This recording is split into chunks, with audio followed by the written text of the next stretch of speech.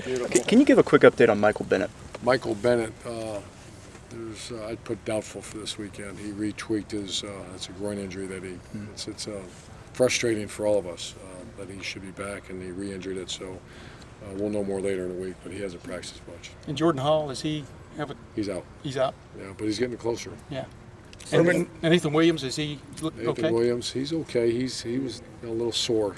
It's a frustrating injury, so we're not going to be at full strength, but It's like the third or fourth time I've asked this, but it'll be the last time, I swear. The Big Ten today said that you can win the Legends division. Leaders, excuse me, I mean Legends. Come on. Wow. Anyway, you had said that you were concerned. You didn't know for sure what you might have later in the season. It's one thing that you will have playing for. You can play for a trophy or a title. yeah, I don't even. That's the first I heard of something like that. So I'm not. We're 1-0, and we're not a very good team. We're average right now. We're playing a very good team that I think's equal at some positions. So that there's going to be zero conversation about that in our locker room. Can you talk about the difficulties of recruiting during the season? I know recruiting's 24/7, but how difficult is that of recruiting during the actual season as opposed to the off season? I know you're always recruiting, but no, I think it's great. If you're at Ohio State, it's great to recruit during the season. This is Urban Meyer from Ohio State. It's kind of cool to. And did you see All Access? Did you see us play? Did you see Devin's catch? No, it's when you're not very good, it's hard to go recruit. So if you guys are playing well and there's some stuff to talk about, it's great. And nothing better than to call a kid during the season. Do you naturally spend less hours on it than you would during another time of the year? Naturally, but this is our time to call. We're not allowed to call at a time. So you're right. This is Wednesday, tonight, and tomorrow, and Sunday are the big nights. I mean, there's probably a couple hours, 2-3 hours a week that we spend devoted only to phone calls and recruiting. Urban, you were just talking about the team. You said you were an average team right now. Is that stuff when you went back and watched film, practice this week? Where are you? Why is that your evaluation of your team at this point? Right now? There's certain positions are average. Our offense line didn't play the way I'd expect. You don't knock it in from the 1 yard line. That's probably below average, but they were above average other times. So certainly not dominant right now. Linebacker play, and we didn't have enough pressure on the quarterback. So there's enough issues that I would probably expect more.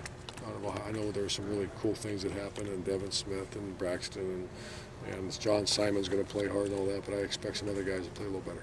What did y'all get ironed out, you think, yesterday and maybe today about the short yardage thing, like you were talking about the end? I mean, what was the focus, I guess? Well, it was a tough practice yesterday. It was Tuesday. Bloody Tuesday was awful. Plus, it was hot. I mean, it was a tough day. A lot of guys dehydrated, and so we had to hydrate them back. They came back, their body weights. I mean, some guys lost 8-9 pounds yesterday's practice. It was really hard.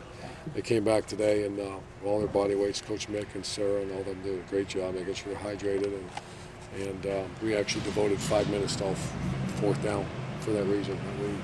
We need to establish who we are. And it was a missed block by an offensive lineman. That's what happened. But were you pleased by those 5 minutes? I mean, what you saw? I have not watched the practice film. Yeah, I was pleased that I went over and chewed them out pretty good. I saw that it wasn't like it was right at the end of practice, and they were exhausted, and they knew why we were doing it. The good thing about these guys, they're smart guys. I mean, they get it. So they knew why. There's no pushback, I guess is the term used nowadays, but they went as far as they could. I know you said you wouldn't talk about the division trophy at this point. Is that something that could help, though, maybe down the road? Sure. I never heard that. I know we can't go to the game. They didn't change that today.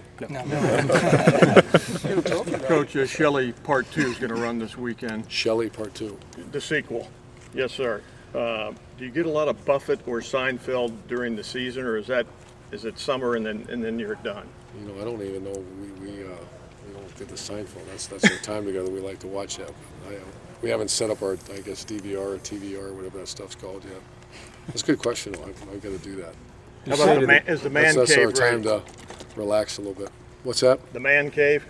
I don't have a man cave. You don't? No. Got to do that. You stated on Monday how familiar you are with UCF. Obviously in Florida, the recruits, the big three, have no trouble getting them. But in a state like Florida, I mean, they're not hurting with the leftovers they're getting. No, I think they're Big Ten talent. There's no question. There's people on that team at certain positions that are as good or better than our positions. And I have John Cooper, who's a friend on, obviously, Ohio State guy. He works in the NFL. He consults for people, and every week I ask him who are their NFL players. And they have 5 or 6 NFL players on their roster. That tells you what we're getting ready to face. We better be ready. This is going to be a brawl. Who on that side jumps out at you when you're talking about 5 or 6 guys? Might There are be 2 D NFL? tackles. Their Yeah. safety's a 4-year starter. Yeah. I want to say he's 18, but a fine player. Can play anywhere in the country. Yeah. Their quarterback and their big. I don't know if that back's going to play, but they have about 3 backs. One's a Miami transfer. But their D line is the thing that stands out to me. Does it change your focus knowing Murray may not play? I'm talking about the back, the guy that had I 100 have to yards ask last Coach week. Fickle more, but I kind of read and I asked them, and they think he's very good, but they think the guy behind is very good. They have 3 backs. Yeah.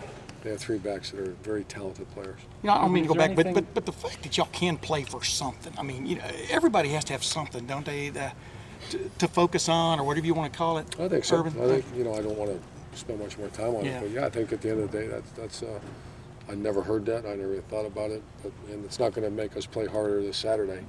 But I think somewhere at the point in November or something, yeah, I think that'll be interesting. Urban, the cramps with Braxton on Saturday, is it anything going forward that you guys have to do? We've addressed it, and we have people that's their jobs full time. It was a thick day Saturday, so and he ran. It was right in a row too, where he ran those big hits. So I hope he cramps up again. That means he's getting some yards. But we did it. To answer your question, we have addressed it. Will you know a lot more about your linebackers after Saturday? Yeah, they better. We're going to play a little bit. We were all nickel Saturday, so Curtis Grant really didn't play much. He's going to play more this week. So you'll see Sabino, Curtis Grant, Shazier, and behind them you're looking at some young players. So we got some depth issues, and those guys got to perform because it's coming right at them. Braxton said that he.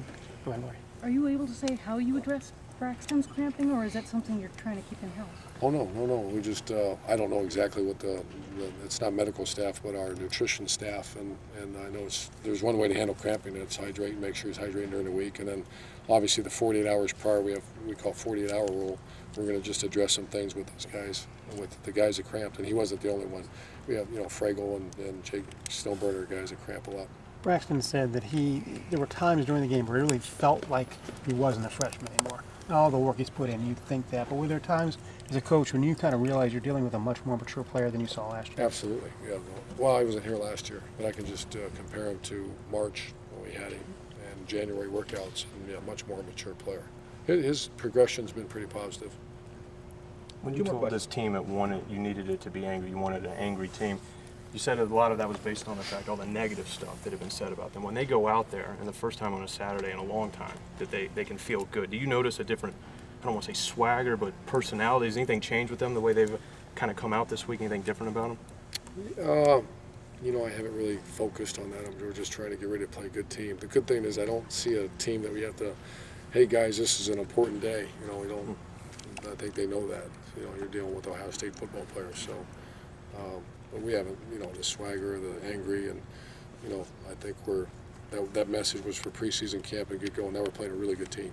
Let's go beat this team somehow. Urban, for what Adam Griffin did for you guys on special teams last week. Yeah, did great. Can you imagine if your dad had won 2 Heisman trophies? Do you think it's ever tough for him? Do you think it's a great thing for him to be part of that legacy? Or great question. Yeah, I think it's. You would think it's almost impossible until you get to know Archie and his wife, and then this young guy, and he was a workaholic in the off season. Spring ball, he didn't do great, and then he came out and just kind of got in my face a little bit about getting on some special teams, and he did well. So I do think that's a great storyline to find out. But when you guys know Archie, probably is better, but some of you might better than I do. But just what a class act, and I don't see him putting that pressure on his kid to be Archie Griffin. I was going to say his teammates call him Arch, and he likes that. What does that tell you about him? I mean, it tells you something about his dad too. Yeah. I mean, there's he's Archie's son, but he's also got his own world. I can tell Archie not one time has ever asked me. He just lets him or his wife ask me to be about how he's doing. And he'll just say, I'll give him information. Say, boy, you'd be proud. He's a good dude because he is. He's a great kid. Coach, see you go. Thanks, man.